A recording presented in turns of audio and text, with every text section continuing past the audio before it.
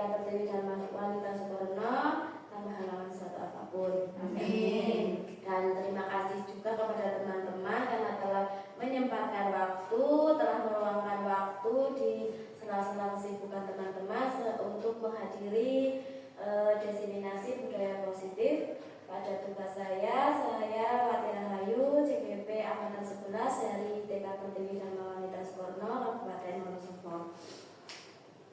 Di sini saya akan mendiseminasikan budaya positif pada modul 1.4. Sebelum kita masuk ke budaya positif, saya akan memaparkan tentang sedikit dari filosofi pemikiran KHD. KHD itu ada yang tahu kita diibaratkan apa oleh KHD? Ya, Ibu Tri. Kita itu dulu itu sebagai petani. Oke, ya betul sekali. Gimana? Boleh dijawab dulu. Ya, dimana sebagai seorang petani kita harus bisa, dimana kita itu kan dianggap sebagai tanaman ya. Tanaman itu bibit gitu kan, bibit itu kan nggak semuanya unggul.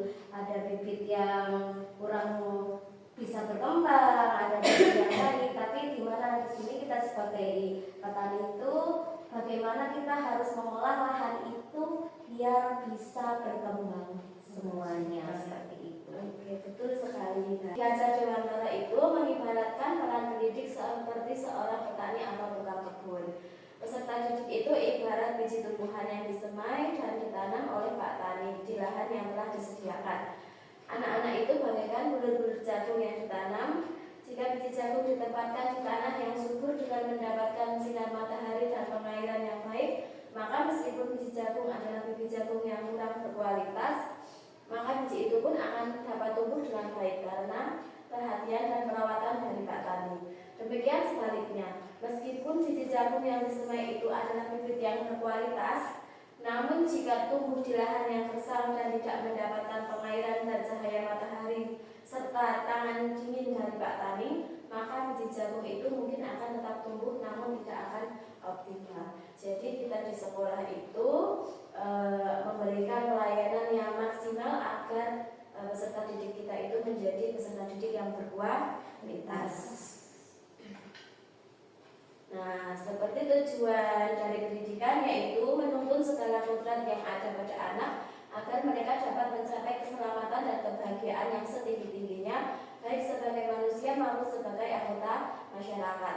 Oleh sebab itu, pendidik itu hanya dapat menuntun tumbuh atau hidupnya kekuatan kodrat yang ada pada anak-anak agar dapat memperbaiki lakunya, bukan dasarnya hidup dan tumbuhnya kekuatan kodrat anak. Jadi tugas kita sebagai pendidik itu hanya menuntun, bukan menuntut anak itu menjadi seperti yang kita inginkan, tapi kita menuntun agar mereka itu memiliki karakter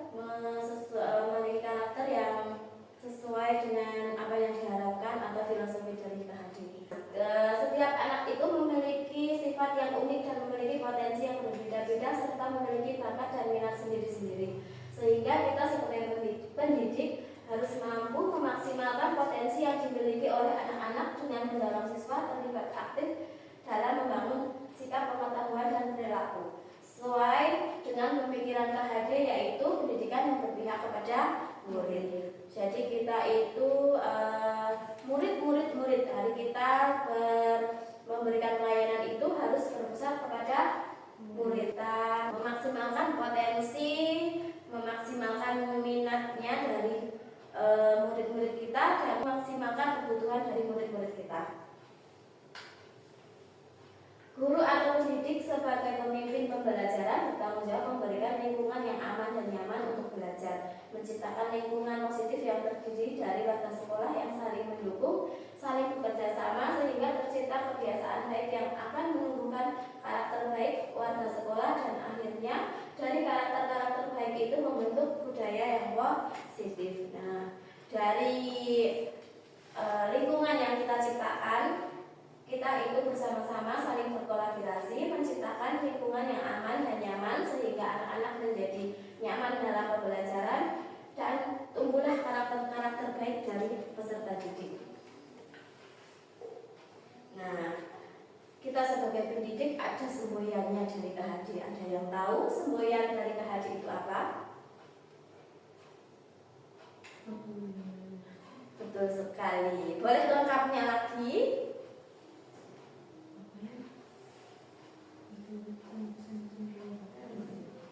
Tuturi handayani ing ngarsa sing tumoto ing maca ing baras. Ya, betul sekali. Betul sekali. Jawaban dari teman-teman yaitu ing ngarsa suntaraja, ing madya mangun karsa dan tuturi handayani. Sebagai guru, kita harus bisa memberikan contoh, menjadi panutan bagi anak didik kita. Di tengah-tengah kita membangkitkan semangat, motivasi kepada anak-anak supaya menjadi pribadi yang berkarakter. Dengan mengikuti dari belakang, kita bisa memberikan perhatian yang penuh dan tanggung jawab berdasarkan cinta dan kasih sayang. Menuntun dan mengarahkan peserta didik sesuai bakat dan minat anak atau anak melalui pembelajaran intrakurikuler dan ekstrakurikuler dengan kegiatan pembelajaran yang variatif dengan memanfaatkan teknologi dan alam sekitar, yaitu kodrat zaman berdasarkan karakteristik peserta didik dengan memanfaatkan alam sekitar, serta sebagai pendidik tidak hanya mentransfer ilmu tapi juga menerapkan nilai-nilai karakter dan budi pekerti. Berarti kita sebagai pendidik menuntut mengarahkan sesuai kodrat anak dan kodrat zaman. Kita harus mengupdate ilmu kita menyesuaikan dengan kodrat zaman. Dalam pernyataan tersebut, maka seorang guru harus mempunyai nilai dan menjalankan perannya agar mampu menuntun tumbuh kembangnya murid melalui pembelajaran yang berpusat pada murid sesuai dengan nilai guru penggerak, yaitu mandiri, reflektif, inovatif, kolaboratif, dan berpihak pada murid. Dan peran guru sebagai guru penggerak adalah menjadi pemimpin pembelajaran, mampu mewujudkan kepemimpinan murid, mampu menjadi coach bagi guru lain, mendorong kolaborasi antar guru dan menggerakkan komunitas praktisi. Saya mengimplementasikan pembelajaran yang melibatkan murid dengan memperhatikan kodrat alam dan kodrat zaman agar terwujud profil pelajar Pancasila dengan menerapkan pendidikan yang berpihak pada murid. Seperti pada kegiatan menumbuhkan karakter yang religius dengan pembiasaan berdoa sebelum dan sesudah kegiatan, pembiasaan melantunkan Asmaul Husna dan sholat duha, berkolaborasi dengan teman saat kegiatan ragamain, pemanfaatan teknologi dalam pembelajaran, dan pemanfaatan alam sekitar sebagai sumber belajar. Nah, kita masuk ke visi. Apa itu visi?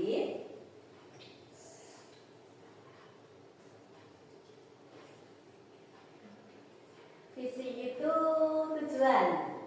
Betul sekali. Visi adalah sebuah gambaran yang jelas menyeluruh tentang keadaan yang ingin kita capai di masa depan, baik oleh individu, organisasi, dan bangsa. Visi juga merupakan pernyataan yang berorientasi pada masa depan, menginspirasi dan memberikan arah untuk mencapai tujuan. Tentunya Bapak Ibu mempunyai visi nomor sebagai pendidik. Punya. Dan di lembaga juga tentunya kita mempunyai visi. Ya, sebagai contoh visi kita apa ya sebagai pendidik ya? Menginginkan anak itu seperti apa? Berakhlak. Oke, betul sekali Pak. Kita menginginkan anak yang berakhlak, mandiri. Apalagi ya, kita punya anak-anak yang kreatif, inovatif, berpikir kritis. Iya, berpikir kritis. Tentunya sesuai dengan profil G, menginginkan anak-anak sesuai profil belajar Pancasila. Nah, dalam mewujudkan visi tersebut, kita memerlukan langkah-langkah yang harus kita gunakan, yaitu menggunakan tahapan Bagja. Apa itu tahapan Bagja? Bagja itu B-nya buat pertanyaan, A-nya ambil pelajaran, B-nya gali mimpi, C-nya jabatan rencana, dan A-nya atur eksekusi. Dalam buat pertanyaan itu berisi pertanyaan-pertanyaan untuk menentukan arah perubahan. Jadi kita itu ingin ke arah mana, maksudnya ada perkasan perubahan. Jadi kita susun pertanyaan-pertanyaannya di buat pertanyaan. Yang A, ambil pelajaran, berisi kumpulan pengalaman positif yang telah dicapai dan mengambil pelajaran dari hal positif tersebut. Berarti ada pertanyaan tentang kumpulan dari kegiatan yang positif ya.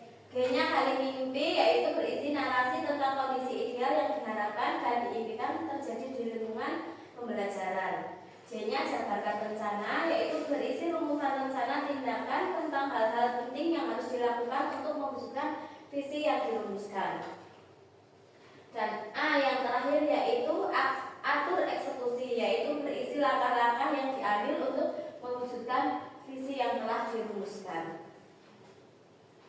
Nah, itu adalah tadi tahapan-tahapan kita dalam merencanakan visi, ya. Nah, visi saya sebagai guru penggerak adalah mewujudkan peserta didik yang merdeka, ceria, dan berkarakter, yaitu menggambarkan anak yang merdeka dalam belajar, ceria, cerdas, energi, responsif, inovatif, dan adaptif, serta memiliki karakter sesuai dengan profil pelajar Pancasila. Oleh karena itu, saya memiliki pernyataan kakak perubahan, yaitu meningkatkan rasa percaya diri anak melalui kebiasaan dan pembelajaran. Dapat dilaksanakan melalui kegiatan berbagi cerita atau pengalaman. Tentunya kita sudah setiap hari melaksanakan, kita biasanya sama anak-anak berbagi cerita atau pengalaman, menari dan menyanyi, bermain peran, bermain aktif, dan aktivitas fisik. Bermain aktif itu bermain yang ada lawannya. Maksudnya kalau kita bermain itu nggak hanya pakai HP, kan nggak ada komunikasinya, maksudnya kita paling nggak ada 2 anak. Kalau kita mendampingi anak juga itu sebagai bermain aktif. Jadi anak itu aktif, ada komunikasinya dengan teman lain. Nah, dari hal tersebut kita sehingga perubahan yang diinginkan sesuai dengan misi guru penggerak, yaitu terbentuknya budaya positif akan diperoleh sekolah yang nyaman, aman, berpihak pada murid sesuai dengan filosofi KHD dan profil pelajar Pancasila. Terbentuknya budaya positif, dan nanti kita yang akan dibahas di belakang, ya. Lanjut lagi, Bu. Nah, kita sudah masuk ke poin inti, yaitu budaya positif. Apa itu budaya positif? Pembiasaan yang baik. Pembiasaan yang baik. Oke, lainnya. Sekolah biasanya kita melaksanakan apa, ya? Kebiasaan mencium tangan guru. Iya, boleh. Apalagi berdoa sebelum dan sesudah kegiatan. Oke, iya, betul Berbicara sekali. pelan-pelan. Oke, betul sekali. Menjadi pendengar yang baik. Betul, banyak sekali ya kegiatan budaya positif di sekolah kita. Nah, budaya positif adalah nilai atau keyakinan dari kebiasaan-kebiasaan di sekolah yang berpihak pada peserta didik, sehingga peserta didik menjadi pribadi yang bijaksana dan bertanggung jawab. Inilah yang kita tanamkan di lembaga kita agar anak-anak kita menjadi mandiri dan bertanggung jawab. Kenapa budaya positif, ya? Karena kita sebagai guru TK, kita itu kan ada di fase fondasi, di mana di fase fondasi itu kita harus memberikan pembiasaan karakter yang baik, sehingga nantinya anak itu bisa menjadi anak yang berkepribadian baik. Betul sekali, betul sekali. Nah, karena dengan suasana yang positif itu akan mendukung terlaksananya pembelajaran yang kondusif. Suasana yang positif akan membuat lingkungan belajar menjadi lebih menyenangkan, sehingga proses belajar dapat berjalan tanpa beban dan tekanan, melainkan datang dari keinginan dan kesadaran dari dalam diri peserta didik. Suasana positif juga akan membentuk karakter positif peserta didik, sehingga akan menjadi budaya positif peserta didik dan budaya positif di lingkungannya. Berarti dengan budaya positif itu kita akan menciptakan suasana yang positif, sehingga anak-anak itu menjadi senang dalam belajar. Nah, ini ada konsep utama budaya positif. Yang pertama adalah perubahan paradigma belajar. Yang kedua, disiplin positif. Yang ketiga, motivasi perilaku manusia. Yang keempat, kebutuhan dasar. Yang kelima, posisi kontrol restitusi. Yang keenam, keyakinan kelas. Dan yang ketujuh adalah segitiga restitusi. Sebelum kita masuk ke perubahan paradigma belajar, ada game dulu, ada permainan dulu. Cobalah buka. Tugasnya adalah mengepalkan satu tangan. Coba Coba bayangkan jika Anda menyimpan sesuatu yang sangat berharga di kepalan tangan Anda perlu menjaga benda tersebut sekuat tenaga Anda karena begitu pentingnya untuk kehidupan Anda. Nah, tugas rekan Anda adalah mencoba segala cara untuk membuka kepalan tangan Anda. Teman Anda boleh membujuk, menghardik, menggoda, bahkan menawari Anda dengan uang agar Anda bersedia membuka kepalan tangan Anda. Apabila Anda memiliki sesuatu yang penting, yang berharga, apabila ada teman yang merayu, apakah Anda akan buka kepalan tangan Anda? Tidak. Datang lagi, apabila ada orang yang berkuasa, punya banyak uang, merayu Anda, mengiming-imingi Anda, apakah Anda akan membuka? Tidak. Ini ada teman yang sangat dekat dengan Anda, membisiki Anda untuk melihat apa yang ada di dalam kepala Anda. Apa yang Anda akan lakukan? Tidak. Mengapa? Mengapa Anda tidak mau membuka kepala tangan Anda? Karena ini sangat berharga. Iya. Betul. Iya, betul sekali, karena itu adalah sesuatu yang berharga buat kita, jadi kita harus menjaganya. Betul sekali. Nah, berarti siapakah yang memegang kendali atau kontrol untuk membuka atau menutup kepala tangan kita? Diri kita sendiri. Berarti yang bisa mengontrol diri kita adalah diri kita sendiri. Ya. Pembelajaran dengan paradigma baru merupakan pembelajaran yang dirancang berdasarkan prinsip pembelajaran yang berdiferensiasi sehingga para peserta didik belajar sesuai dengan kebutuhannya berdasarkan tahap perkembangan sesuai teori psikologi modern untuk mewujudkan profil pelajar Pancasila. Jadi kita harus bersiap-siap dengan perubahan pembelajaran yang baru, paradigma baru, ya. Kita harus mengupdate ilmu kita agar kita bisa menyesuaikan dengan kodrat zaman dan kita bisa menerapkannya sesuai dengan kodrat anak. William Fraser dalam kontrol teori meluruskan miskonsepsi tentang makna kontrol. Tadi kita kan tidak mau membuka kepala tangan kita karena itu penting untuk kita, nih. Nah, itu ada miskonsepsi dalam makna kontrol. Ternyata kontrol itu yang bisa mengontrol itu diri kita sendiri. Sedangkan kita kadang berilusi kalau guru itu bisa mengontrol murid, dan ternyata kita itu tidak bisa mengontrol murid. Ya, padahal kita yang ya, berarti kita itu sekarang menghamba kepada murid, ya, walaupun tetap masih di bawah pengawasan kita, ya. Nah, yang kedua adalah ilusi bahwa semua penguatan positif, efektif dan bermanfaat. Misal seperti kita memberikan bintang gitu, ya, kita biasanya kan memberikan bintang bagi anak-anak yang manut, ya gitu. Ternyata itu jangkanya itu tidak jangka panjang, hanya berjangka pendek. Itu penguatan yang belum bisa dari dalam diri anak. Jadi itu, ya, jadi itu penguatan yang belum efektif, masih tanda kutip, ya, belum bermanfaatnya, belum maksimal. Yang ketiga adalah ilusi bahwa kritik dan membuat rasa bersalah mampu menguatkan karakter.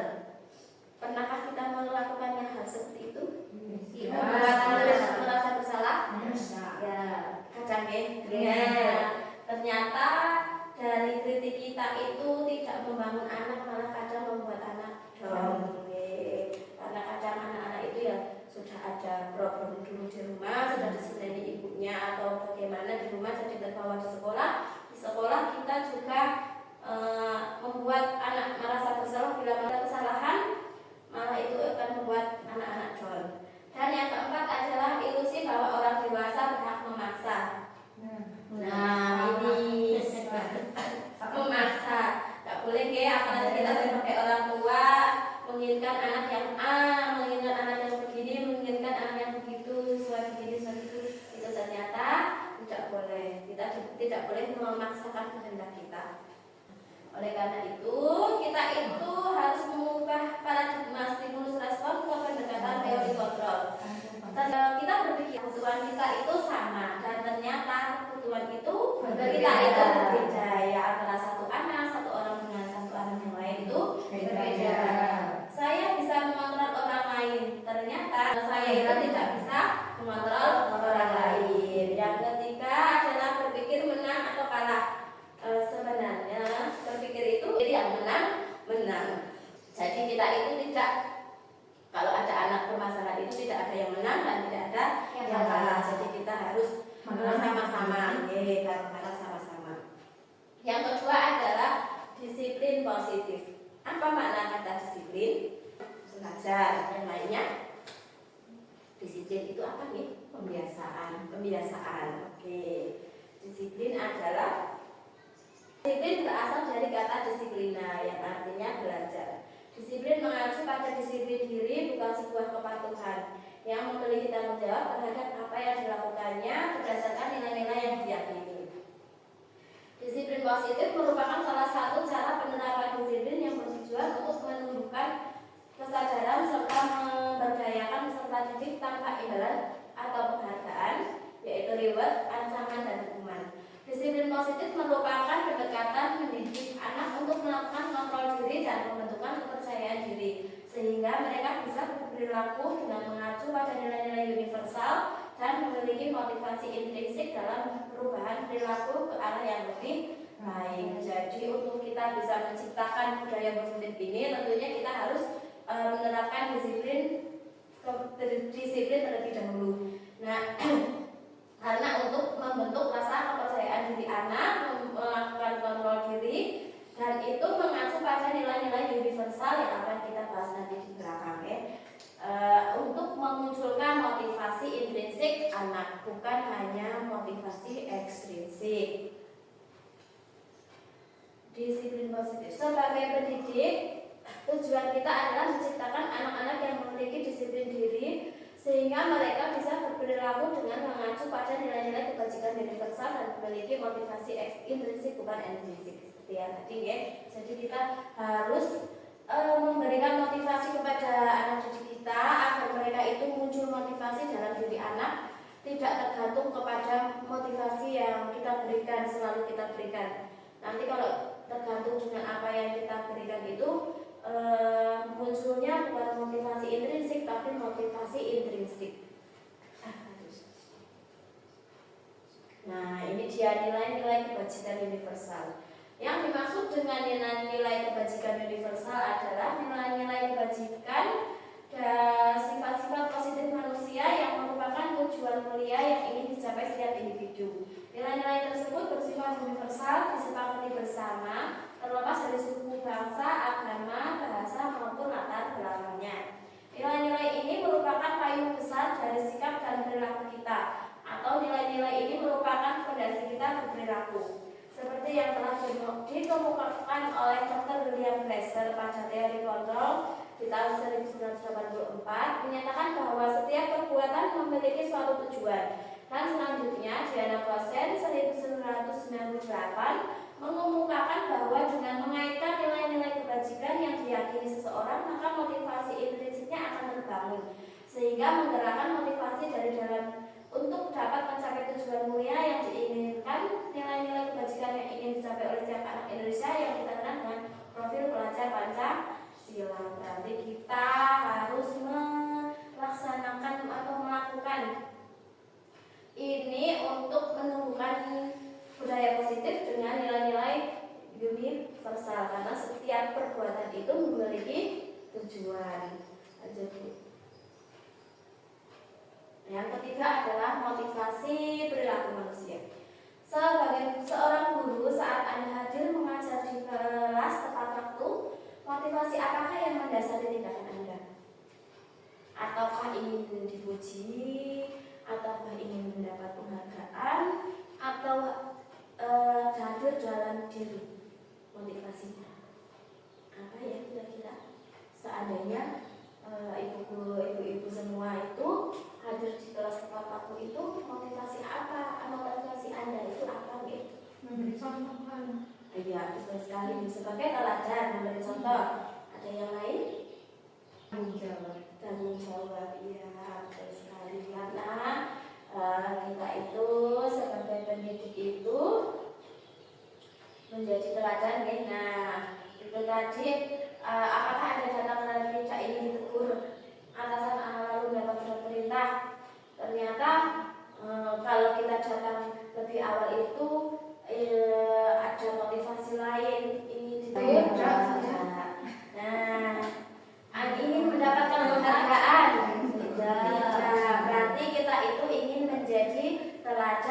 bagi anak. Nah, ini ya yang tadi. Nah, kita ingin menjadi teladan bagi murid-murid karena dengan adanya kita memberi contoh, memberi teladan, tentunya murid-murid itu akan mencontoh gurunya, mencontoh perbuatan kita. Jadi kalau kita berangkat pagi, otomatis nanti anaknya ikut pagi, guru tidak kasih gitu. Kalau kita memberi contoh yang tidak baik juga nanti takutnya anak-anak akan meniru. 3 motivasi perilaku manusia. Yang pertama adalah untuk menghindari ketidaknyamanan atau hukuman. Ternyata perilaku manusia itu ada motivasinya ya. Yang pertama adalah menghindari ketidaknyamanan atau hukuman. Yang kedua mendapatkan imbalan atau penghargaan dari orang lain. Nah, kita itu biasanya kalau melakukan kegiatan itu atau apa, diusahakan jangan yang dua ini ya, ingin mendapatkan penghargaan atau menghindari hukuman. Ya, karena itu termasuk dalam motivasi ekstrinsik ya. Saya ingin mendapatkan imbalan atau penghargaan karena saya melakukan kegiatan A, itu diusahakan jangan ya. Tapi kita adalah melaksanakan motivasi intrinsik yang dari dalam diri kita sendiri untuk menghargai diri sendiri dengan nilai-nilai yang dipercaya. Perbedaan hukuman, penghargaan, konsekuensi dan restitusi. Nanti di belakang kita ada pertanyaan sedikit tentang konsekuensi atau hukuman. Hukuman itu datangnya tiba-tiba atau tidak terencana, tidak nyaman, sehingga menjadi menyakitkan, bersifat satu arah, berupa hukuman fisik atau psikis. Akhirnya murid menjadi takut dan rendah diri. Biasanya kita juga sambil marah-marah ya, ada suaranya sambil marah, sambil nunjuk-nunjuk, sambil gebes. Iya. Apalagi jangan sampai kita apalagi hukuman itu sampai ke hukuman fisik atau psikis. Yang paling dan lagi adalah psikis ya, nanti anak menjadi trauma. Yang kedua adalah penghargaan. Apa itu penghargaan? Penghargaan itu ternyata tidak efektif, tidak maksimal ya. Bisa juga merusak hubungan, mematikan kreativitas, merampas hak menghargai dirinya. Merusak hubungan itu ada misal di kegiatan si A sedang belajar sama saya dikasih bintang, dan ternyata waktu belajar sama si guru B, guru yang lainnya tidak dikasih bintang, akhirnya si A itu marah. Nah, itu bisa merusak hubungan. Mematikan kreativitas, nah itu tadi yang motivasinya berasal dari eksternal. Kalau kita tidak dikasih penghargaan, akhirnya tidak muncul kreativitasnya dan merampas hak menghargai dirinya. Nah, ini adalah tidak muncul yang motivasi dari dalam diri sendiri. Yang ketiga adalah konsekuensi. Konsekuensi itu terencana atau disepakati sesuai peraturan. Murid tetap dibuat tidak nyaman. Sikap guru selalu memonitor murid. Ya, ternyata konsekuensi juga masih belum sempurna sekali ya, karena kita itu masih memonitor murid. Murid itu masih dibuat tidak nyaman. Dan yang terakhir adalah restitusi.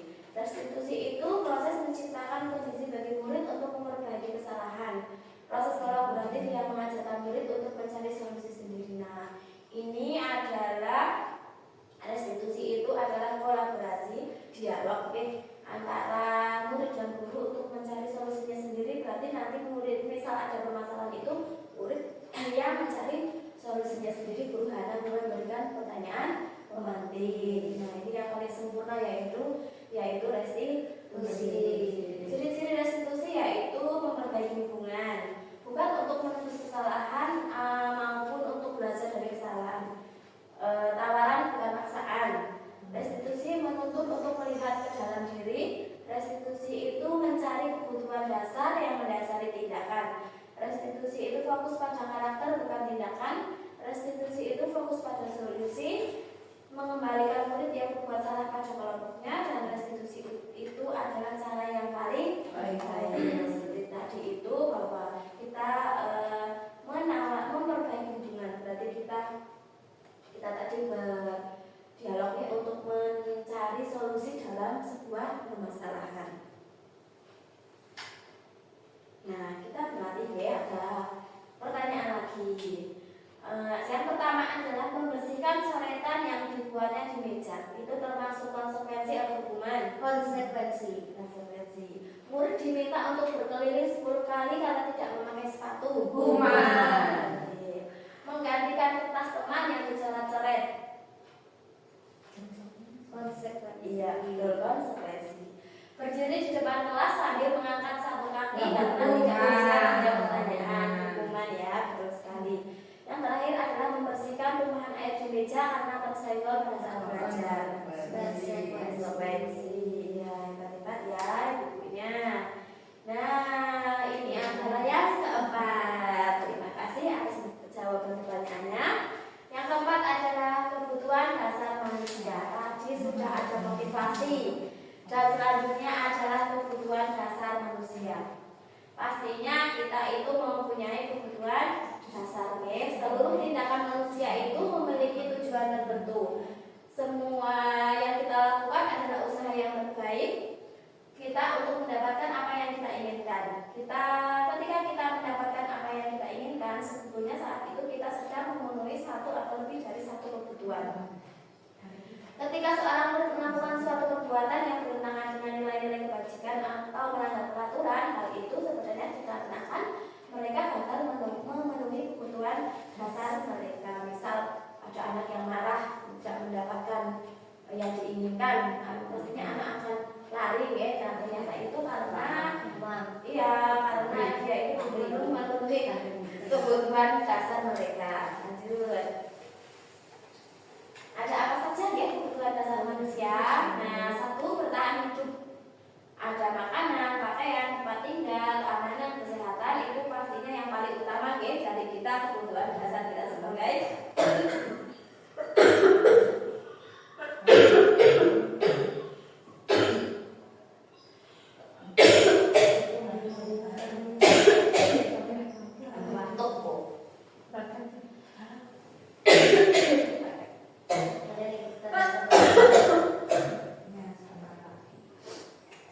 kebutuhan dasar kita sebagai manusia. Yang kedua adalah kita membutuhkan kasih sayang dan rasa diterima, yaitu rasa diterima, dipedulikan, berbagi, bekerja sama, menjadi bagian dalam kelompok. Itu adalah dari kasih sayang dan rasa diterima. Yang ketiga adalah penguasaan, harga diri, keinginan untuk dianggap, pemimpin berprestasi, diakui dan didengar.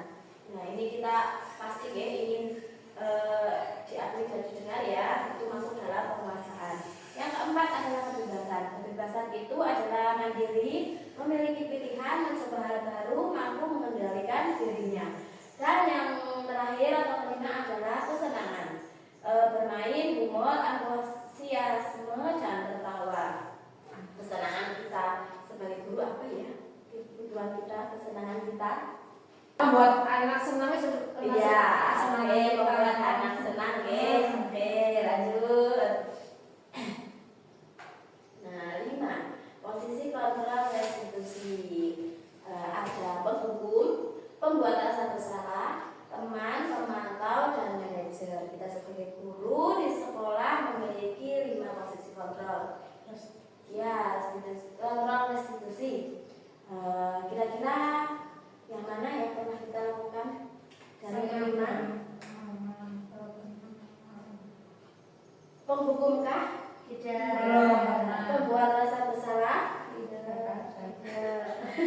Sebagai teman? Iya.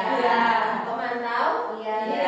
Dan manajer? Belum magang. Ya, ada yang sedang, ada yang belum. Oke, lanjut.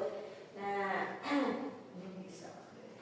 ada murid yang datang terlambat ke sekolah. Bagaimanakah reaksi Anda? ada murid Ya, bisa ada anaknya yang datang terlambat. kita ditanya apa alasannya terlambat. Terus atau langsung dihukum? Ya, pasti. Ditanya dulu ya apa alasannya.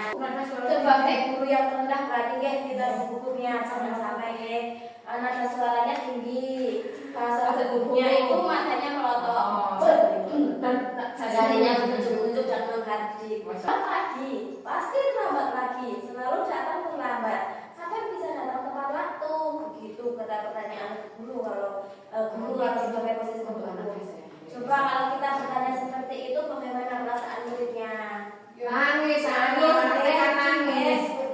kemungkinan itu murid akan marah, mendendam sama kita nih sebagai guru. Bisa jadi nanti bisa menimbulkan trauma. Takutnya besok lagi malah anak tersebut tidak mau berangkat sekolah. Ini kalau di TK ada ya. Ya. Alhamdulillah kalau di TK sepertinya tidak ada di posisi penghubung ya. Ya. Yang kedua adalah membuat rasa bersalah. Nada suaranya halus, memelas, kadang bersedih. Kata tubuhnya merapat ke anak dan lesu. Kita dirangkul. iya, ini membuat rasa bersalah. Maka kita tanya, Adi, kamu ini bagaimana ya? Kamu sudah berjanji dengan ibu tidak akan terlambat lagi. Kamu kenapa ya senang sekali mengecewakan ibu? Ibu benar-benar kecewa sekali. Bagaimana hasilnya apabila kita bertanya seperti itu? Ini murid merasa bersalah. Iya, kalau kita sambil mengeluarkan nada yang menyalahkan, kan anak pasti akan merasa bersalah. Telah mengecewakan gurunya, merasa anak akan merasa gagal. Saya kok tidak bisa membahagiakan guru, membahagiakan orang lain. Nah, kadang ini juga emosinya itu lebih berbahaya sekali penghukum ternyata ya, karena emosi itu akan bertanam pada diri anak dan akan terus teringat sampai tua, sampai besar. Jadi Kalau gurunya kan iya, betul sekali ya Bu. Ketemu sama seperti itu guru galak. iya, betul. Iya, betul sekali akan selalu teringat dan akan mengecap kalau kita itu guru yang galak ya, jangan sampai kita melakukan dua hal itu. Ya, dan yang ketiga yaitu sebagai teman. Kita sebagai teman ada suaranya itu ramah, akrab dan bercanda. Bahasa tubuhnya itu merapat pada anak, mata dan senyumnya jenaka. Nanti kita ya merasa sebagai teman tentunya merasa kita coba misal kita bertanya pada kasihan tadi bagaimana sih kamu kemarin sudah janji ke guru kan, kenapa terlambat lagi? Ya sudah, tidak apa-apa, duduk dulu sana, nanti guru bantu kamu ini harus senyum-senyum kita ya, karena kita itu sebagai teman. Perasaannya kalau kita bertanya dengan bahasa yang halus seperti ini, Anak merasa maksudnya tidak terbebani ya. anak akan merasa senang dan akrab dengan guru. Hanya saja kalau sebagai teman itu masih ada sisi negatifnya dengan kaget. Muridnya itu masih jadi tergantung kepada guru. Kalau tidak dislotting seperti itu akan menjadi cemberut. Ternyata itu masih ada negatifnya. Akan terlalu mengandalkan guru ya.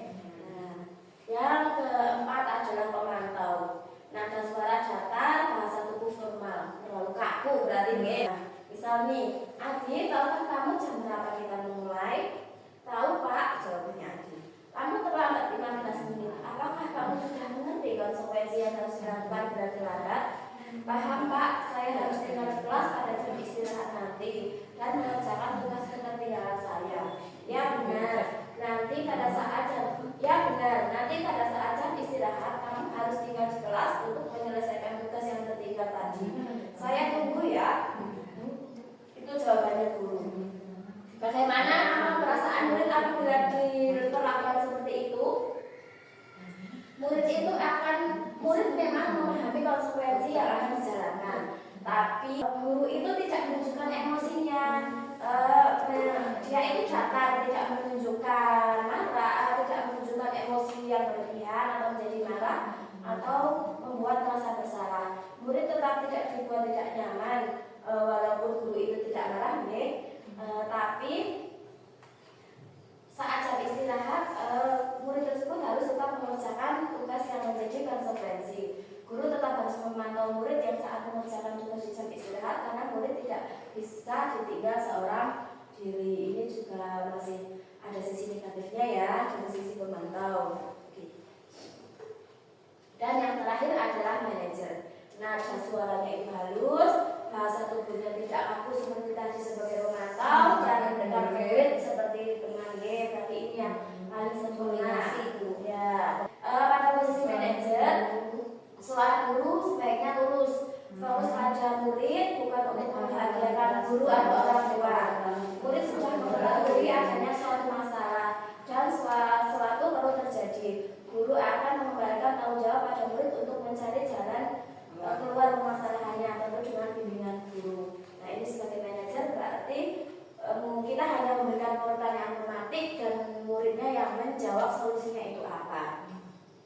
Pada posisi manajer, murid diajak untuk menganalisis kebutuhan dirinya maupun kebutuhan orang lain.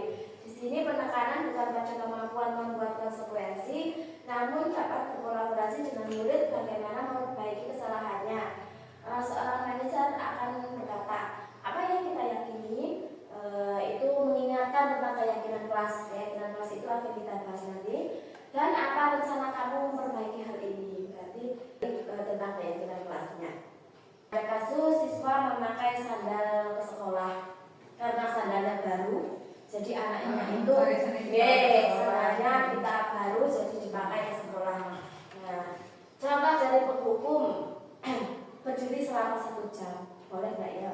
Ya, jangan sampai ya kita sebagai pendidik TK seperti ini. Ya, sebagai pembuat rasa bersalah kita bertanya, berapa kali ibu harus memberitahu kamu selalu saja mengecewakan guru.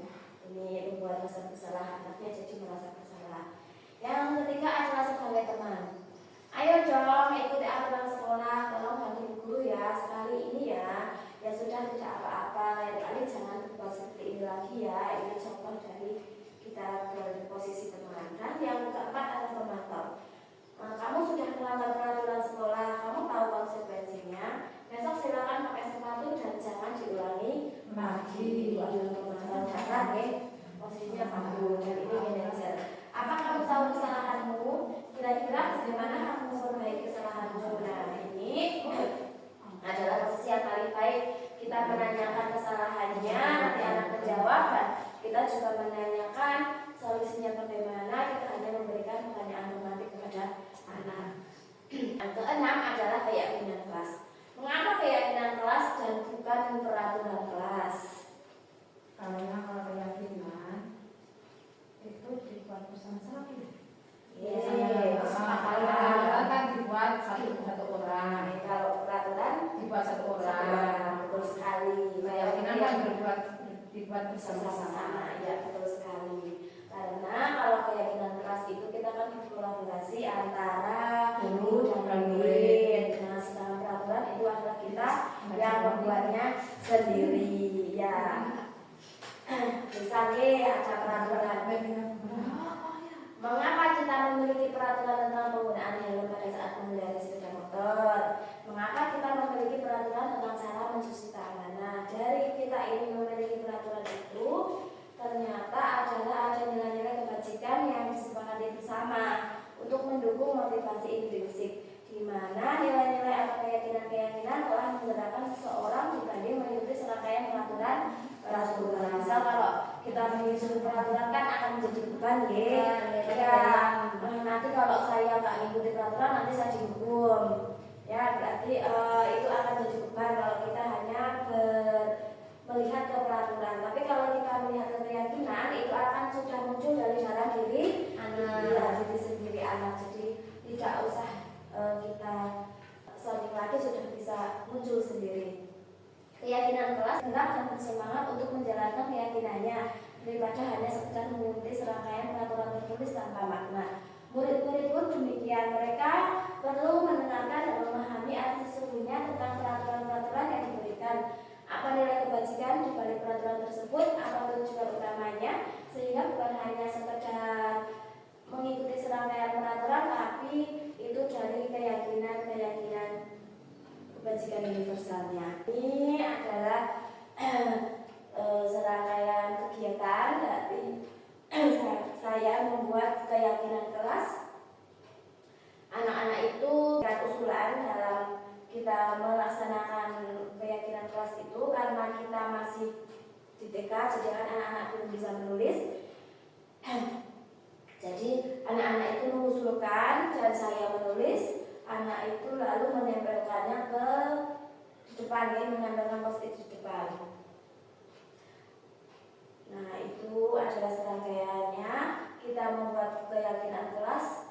Anak-anak aktif, sangat antusias keyakinan kelas ini, mereka menempelkannya dan setelah semuanya berpartisipasi dalam mengusulkan keyakinan kelas, kita menyimpulkan setuju atau tidak untuk dilaksanakan bersama. Yang ketujuh adalah segitiga restitusi. Sebelum lanjut yang ketujuh, apakah teman-teman semua setuju untuk melaksanakan keyakinan kelas diterapkan dalam lembaganya masing-masing? Sangat setuju. Oke, nanti semoga dapat diterapkan di lembaga teman-teman semua dalam proses keyakinan kelasnya. Terus dijalankan oleh guru ketika menghadapi tindakan dari anak yang tidak sesuai dengan nilai keyakinan kelas yang tadi kita sudah paparkan, maka dapat menghasilkan murid yang mandiri dan bertanggung jawab. Jadi segitiga restitusi ini berhubungan dengan posisi kita sebagai guru, yaitu sebagai manajer. Nanti saling berhubungan ya. Dalam penerapan segitiga restitusi itu ada 3 tahap. Yang pertama adalah menstabilkan identitas, yang kedua validasi tindakan yang salah, dan yang ketiga menanyakan keyakinan. Misal ada anak yang buat kesalahan, tindakannya dulu dalam tahap ini. Nah, menstabilkan identitas adalah bertujuan untuk mengubah identitas anak dari orang yang gagal karena melakukan kesalahan menjadi orang yang sukses. Jadi kita menstabilkan dulu ya identitasnya dengan pertanyaan seperti ini. Berbuat salah itu wajar. Tidak ada manusia yang sempurna. Ibu juga pernah melakukan itu. Ibu tidak mau mencari siapa yang salah, tapi ibu ingin mencari solusi dari permasalahan ini. Ini misal kita sudah tanyakan permasalahannya apa, kita bisa menimpali dengan pernyataan seperti ini ya. Berbuat salah itu wajar, guru juga sudah pernah melakukannya dulu. Namun setelah kita stabilkan kita validasi tindakan yang salahnya. Setiap tindakan yang kita lakukan dengan suatu tujuan, yaitu memenuhi kebutuhan dasar. Kalau kita memahami kebutuhan dasar apa yang mendasari sebuah tindakan, kita akan bisa menemukan cara-cara yang paling efektif. Nah, contoh pernyataannya adalah kamu pasti punya alasan mengapa melakukan hal itu. Padahal kamu bisa melakukan yang lebih buruk dari ini ya. Namun yang lebih baik dari ini ya. Kamu harus patut bangga karena telah melindungi sesuatu yang penting buatmu. Kamu melakukan karena mempertahankan sesuatu. Nah, ini setelah kita menanyakan, setelah kita tadi menyatakan tidak apa-apa berbuat salah, kita menanyakan kenapa. Kamu pasti punya alasan, menanyakan alasannya bagaimana. Dan yang ketiga adalah menanyakan keyakinan. Setelah kita tahu permasalahannya, kita tanyakan keyakinannya. Dihubungkan dengan nilai-nilai yang tidak percaya dan berpindah menjadi orang yang diinginkan. Dengan pernyataan apa keyakinan kelas kita, nilai-nilai apa yang disepakati bersama, seperti apa gambaran sebuah kelas yang ideal menurut kamu ingin menjadi orang seperti apa. Nah, ini pada tahap menanyakan keyakinan itu kita mengingatkan kembali ke keyakinan kelas kita yang sudah kita buat bersama, kita sudah sepakati bersama, sehingga anak-anak itu ternyata kalau seperti ini tahu yang benar dan yang salah itu mana, boleh dilakukan lagi atau tidak. Nah, ini adalah dari tahapan segitiga restitusi, sehingga anak-anak itu menjadi anak yang bertanggung jawab dan mandiri. Teman-teman semua setuju untuk melaksanakan keyakinan kelas diterapkan dalam lembaganya masing-masing? Sangat setuju. Oke, nanti semoga dapat diterapkan di lembaga teman-teman semua dalam proses keyakinan kelasnya. Yang ketujuh adalah segitiga restitusi. Suatu proses dialog yang dijalankan oleh guru ketika menghadapi tindakan dari anak yang tidak sesuai dengan nilai keyakinan kelas yang tadi kita sudah paparkan, maka dapat menghasilkan murid yang mandiri dan bertanggung jawab. Jadi segitiga restitusi ini berhubungan dengan posisi kita sebagai guru, yaitu sebagai manajer. Nanti saling berhubungan Dalam penerapan segitiga restitusi itu ada 3 tahap. Yang pertama adalah menstabilkan identitas, yang kedua validasi tindakan yang salah, dan yang ketiga menanyakan keyakinan. Misal ada anak yang buat kesalahan, tindakannya seragam ini. Nah, menstabilkan identitas adalah bertujuan untuk mengubah identitas anak dari orang yang gagal karena melakukan kesalahan menjadi orang yang sukses. Jadi kita menstabilkan dulu ya identitasnya dengan pertanyaan seperti ini. Berbuat salah itu wajar. Tidak ada manusia yang sempurna. Ibu juga pernah melakukan itu. Ibu tidak mau mencari siapa yang salah, tapi ibu ingin mencari solusi dari permasalahan ini. Ini misal kita sudah tanyakan permasalahannya apa, kita bisa menimpali dengan pernyataan seperti itu ya. Ya, berbuat salah itu wajar. Ibu juga sudah pernah melakukannya dulu. Namun setelah kita stabilkan, ya, kita validasi tindakan yang salahnya. Setiap tindakan yang kita lakukan dengan suatu tujuan, yaitu memenuhi kebutuhan dasar. Kalau kita memahami kebutuhan dasar apa yang mendasari sebuah tindakan, kita akan bisa menemukan cara-cara yang paling efektif. Nah, contoh pernyataannya adalah kamu pasti punya alasan mengapa melakukan hal itu. Padahal kamu bisa melakukan yang lebih buruk dari ini ya. Kamu yang lebih baik dari ini ya. Kamu harus patut bangga karena telah melindungi sesuatu yang penting buatmu. Kamu melakukan karena mempertahankan sesuatu.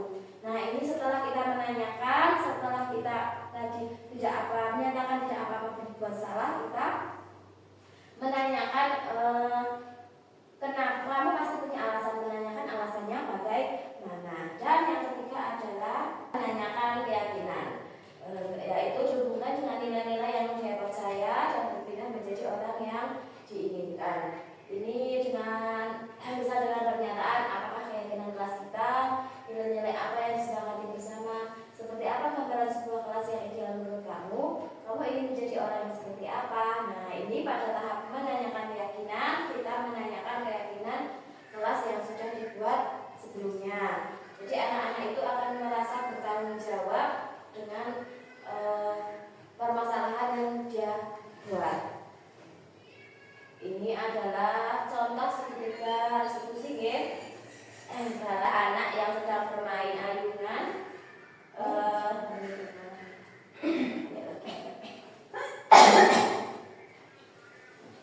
Ada anak yang sedang main ayunan.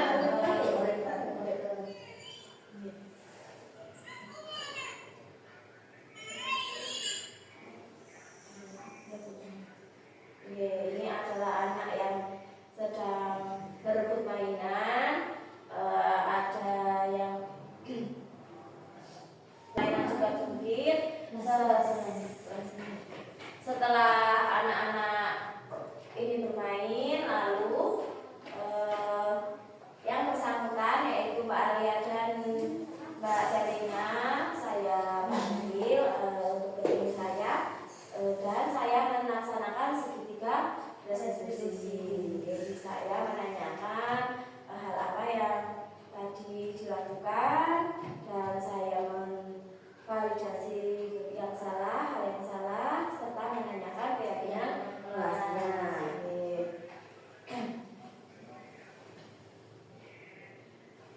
Nah, yang terakhir adalah guru. Dalam penerapan disiplin positif diharapkan guru memiliki standar kepribadian profesional dan sosial yang baik, di mana guru mampu merefleksi dirinya dalam posisi kontrol, yaitu di mana kita sebagai among, yaitu kita sebagai polisi manajer yang menuntut murid-muridnya menjadi insan yang mandiri, merdeka dan bertanggung jawab, tentunya sesuai dengan profil pelajar Pancasila. Nah, dari pemaparan saya hari ini, saya mengharapkan umpan balik atau pertanyaan dari teman-teman.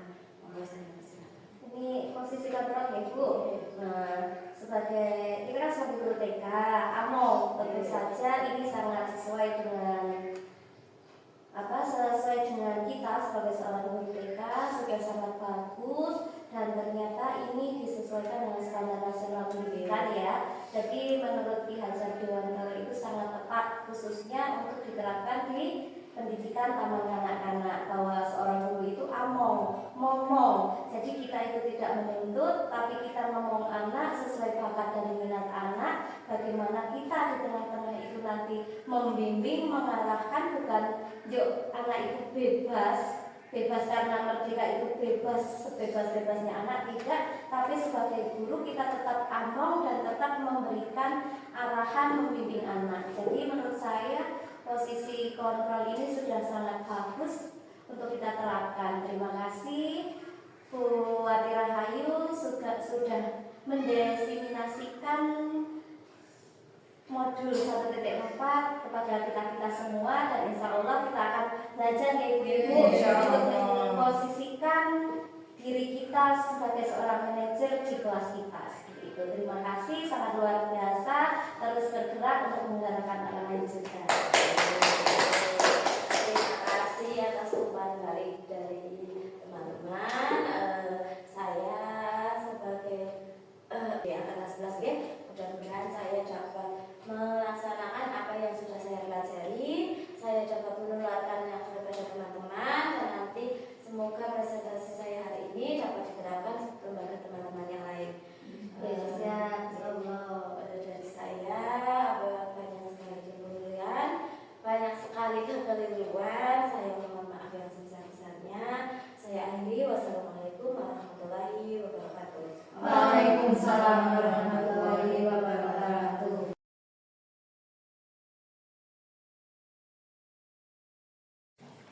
Assalamualaikum warahmatullahi wabarakatuh. Perkenalkan, nama saya Triyanti. Saya adalah rekan guru dari Ibu Wati Rahayu yang sedang mengikuti pendidikan calon guru penggerak angkatan 11 Kabupaten Wonosobo. Sekaligus saya sebagai kepala sekolah di TK Pertiwi Dharma Wanita Sukorno. Setelah saya mendengarkan desiminasi Bu Wati Rahayu tentang budaya positif, itu sangatlah bagus, sudah sangat luar biasa bagaimana beliau sudah bisa berbagi aksi nyata dengan rekan-rekan guru di Gugus Melati, dan nanti harapan saya bisa diimplementasikan di lembaga mereka masing-masing. Dan khususnya Ibu Wati Rahayu, setelah saya mengamati ketika beliau sudah mengikuti calon guru penggerak ini, banyak sekali perubahan yang sudah beliau lakukan, di mana beliau sudah melakukan aksi nyatanya di kelas beliau, bagaimana beliau memposisikan diri beliau sebagai manajer, bagaimana beliau bisa mengajak putra-putrinya di kelas mencari solusi dari masalah mereka sendiri, dan beliau juga menuntun putra-putri beliau di kelas sesuai dengan bakat dan minat mereka. Bagaimana beliau sudah melakukan banyak aksi nyata dengan pembiasaan-pembiasaan yang sudah kami terapkan, seperti penyambutan anak, mencium tangan ketika berjabat tangan, mengucapkan salam, baca doa sebelum dan sesudah kegiatan, dan masih banyak lagi aksi nyata yang sudah beliau lakukan di TK kami. Sebagai kepala sekolah, saya sangat berharap semoga dengan pendidikan guru penggerak yang sedang beliau lakukan ini nantinya akan membawa perubahan yang lebih bagus, khususnya dalam diri beliau dan lebih tepatnya di kelas beliau, sehingga nanti akan membawa perubahan dalam pendidikan di lembaga kami. Untuk Ibu Wati Rahayu, tetap semangat, sudah luar biasa, terus tingkatkan, lakukan banyak perubahan dan bergerak serta menggerakkan orang lain. Terima kasih. Wassalamualaikum warahmatullahi wabarakatuh. Assalamualaikum warahmatullahi wabarakatuh. Saya Siti Nurhayati, guru TK Dharma Wanita Sukorno. Kami mengajar di kelompok B. Saya rekan dari Bu Wati Rahayu. Saya setelah mendengarkan aksi nyata budaya positif dari Bu Wati Rahayu, baik sekali. Aksi nyata Bu Wati Rahayu bisa kita terapkan di kelas saya. Sukses terus untuk Ibu Wati Rahayu. Terima kasih sudah berbagi ilmu dengan kami. Wassalamualaikum warahmatullahi wabarakatuh.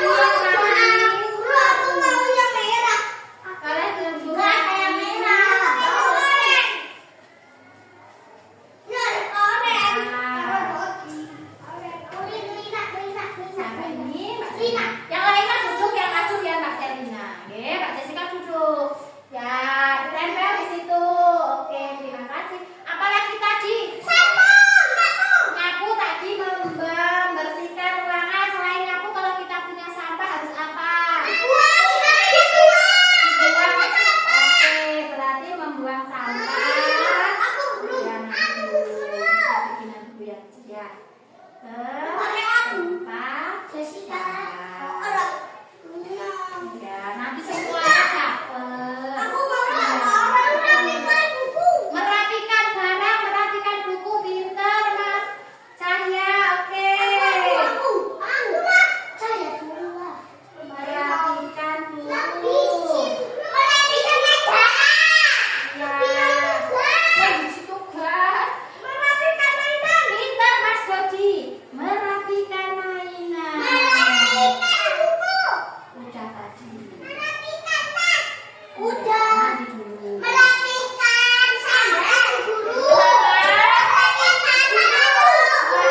Merapikan sepatu dan sandal ya. Udah, silakan ya. Ya. Jangan satu kali. Nanti hadiah dulu. Ya, nggak boleh satu kali. Silakan nanti lagi teman-teman. Oke, apa lagi pesan keyakinan kelasnya?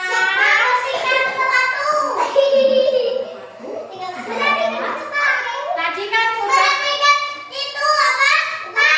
Ya, sudah merapikan tas sudah. Merapikan tas sudah. Apa lagi? Tadi tindakan kebersihan sama merapikan barang sudah. Sudah. Sudah. Kalau pinjam barang teman harus apa lagi? Kalau kita mau pinjam punya teman harus apa dulu? Ya, siapa? Minta.